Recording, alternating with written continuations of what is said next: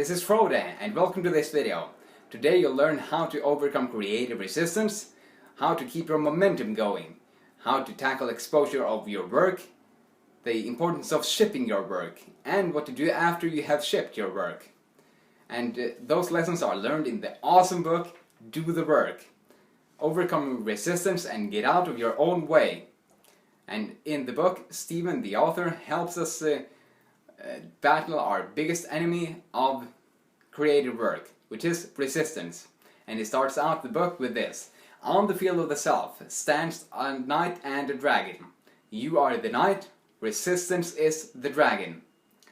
And this is a quick reading and inspiring book that I highly enjoyed, and I highly recommend it to you, reading it. And the author is Stephen Pressfield, who is a graduate of Duke University, and is also an honorary citizen of the city of Sparta in Greece. Just how awesome isn't that?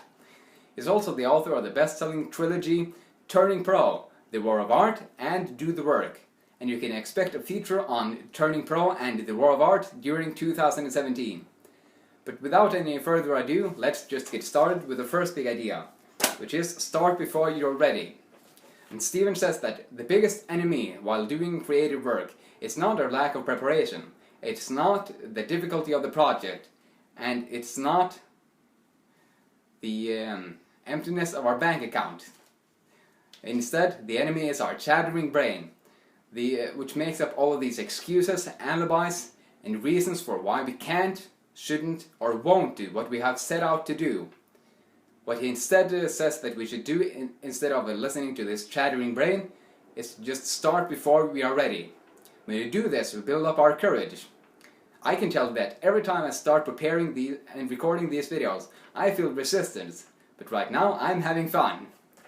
So, which leads me to, what is your number one project that you may have been procrastinating on, but which is in fact important to you?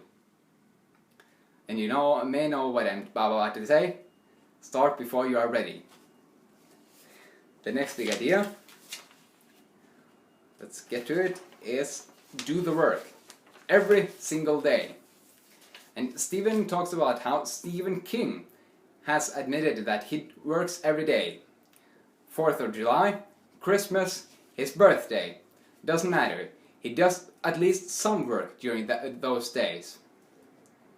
And Stephen Pressfield, the author of this book, says that it's critical during these situations to keep our momentum going.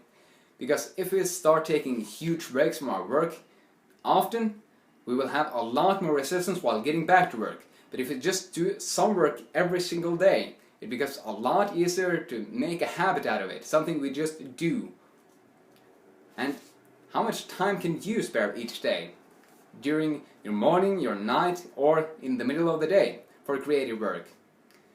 And for that interval, Stephen says, close the door, and short of any family emergencies or the outbreak of World War III, don't let anybody in. And just keep working. And the title of this book has become quite something of a mantra to me. Do the work. This is something I tell myself all day long. Just do the work, do the work. And doing the work means to me that I trying to get a little bit better at identifying great ideas in books and sharing them through these videos and writing. And I don't waste my time on self-promotion, going out on all of this social media and try to follow other people and talk with them to try to make them subscribe to me. That's not as important to me as trying to get a little bit better every single day. And how about you? Are you committed to making a difference in the world? And do you want to keep up your momentum going while doing that? Then Stephen's advice is to do the work every single day. The third big idea is exposure of your work. And Stephen talks about the concept of shipping. Shipping simply means publishing your work, or having a presentation, or delivering an assignment at work or school. But when we ship our work, we can fail. When we ship, we can be humiliated. When we ship, we are judged.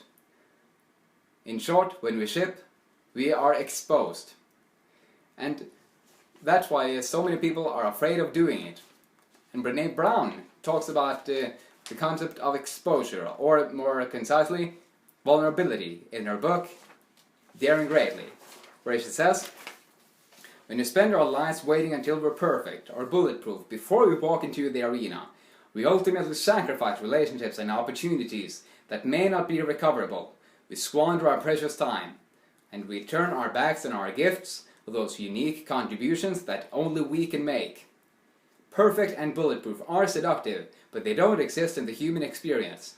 We must walk into the arena, whatever it may be, a new relationship, an important meeting, our creative process, or a difficult family conversation, with courage and the willingness to engage.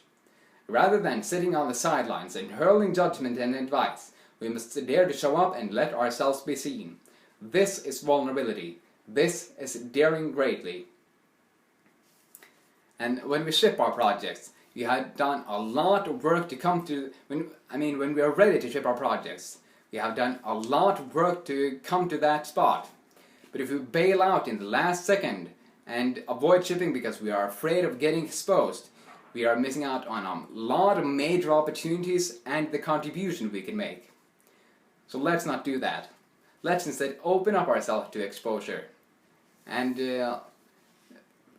let people see our work, knowing that we are ready to tackle the criticism and the judgment and the pure exposure.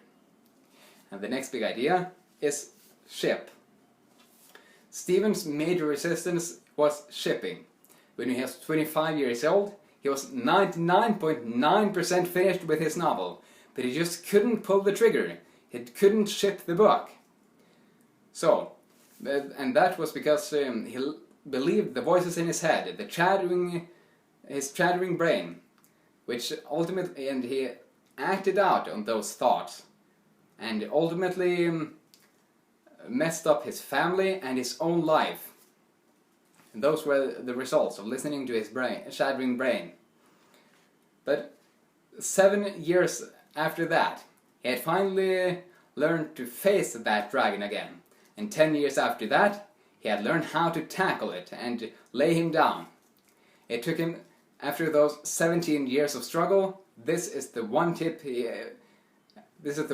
he learned, the most important thing he learned.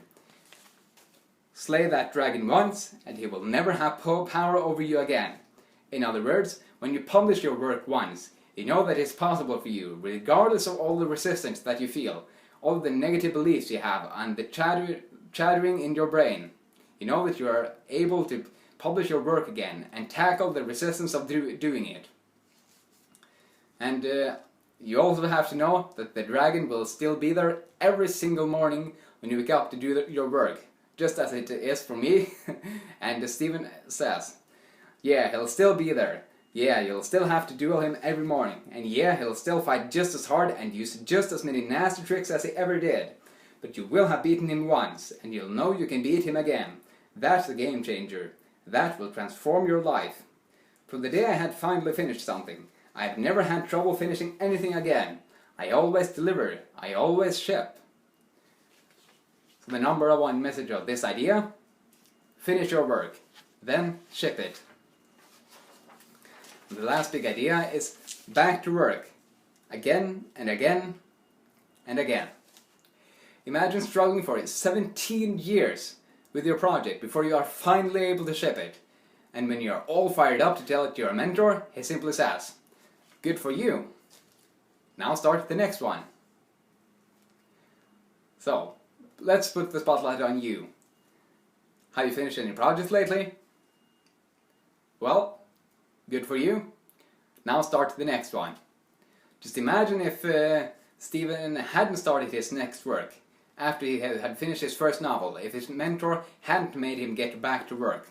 Maybe we wouldn't have all of his awesome books that he has written today. So that's the number one idea from my part. Finish the project. Good for you. Now start the next one. But what is the idea that resonated the most with you? And how can you embody it a bit more in your life right now? And if you like this video, you'll probably like solving the procrastination puzzle by Timothy Pitchell. And if you want new ideas like this every single day, you can subscribe to my channel.